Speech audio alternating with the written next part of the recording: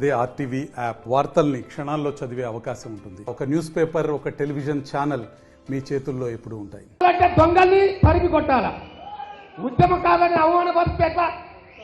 పార్టీలో ఉన్న పనిచేసే వాళ్లకు కరెక్ట్ న్యాయం జరగాలి.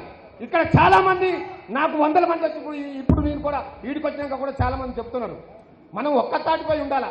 గ్రూప్ రాజకీయాలు తీసుకుంటా ఇక దొంగ సాకులు చెప్తున్నా, బొమ్మరామత్త తప్పు చేస్తే ఉరి తీయండి. పార్టీ కోసం ప్రాణం పెట్టేవాడిని ఎందుకు ఇంత అవమానపరచడం?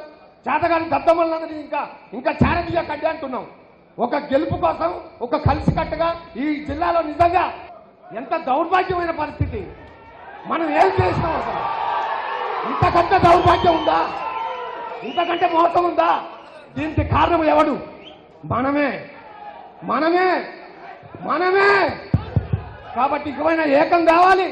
అందరం కూడా ఈ యొక్క గొప్ప కార్యక్రమాన్ని సద్వినియోగం చేసుకోవాలి.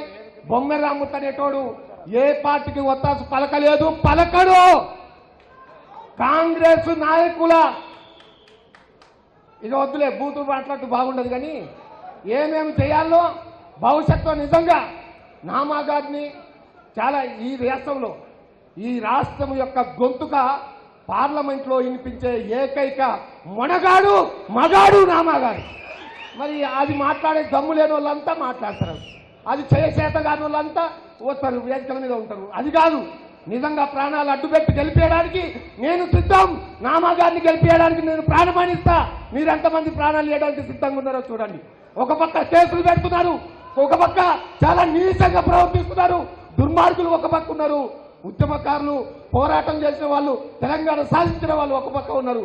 కాబట్టి మీరందరూ కూడా అన్యతా భావించకుండా నా ఆవేదనని అర్థం చేసుకోవాలని, ఏమన్నా ఉంటే క్షమించాలని కోరుతూ ముగిస్తున్నాను. జై తెలంగాణ. మరిన్ని వీడియోస్ కోసం ఛానల్ ని సబ్స్క్రైబ్ చేయండి. లేటెస్ట్ అప్డేట్స్ కోసం వాట్సాప్ ఛానల్ ని ఫాలో చేయండి. అండ్ లింక్ డిస్క్రిప్షన్ లో ఉంది.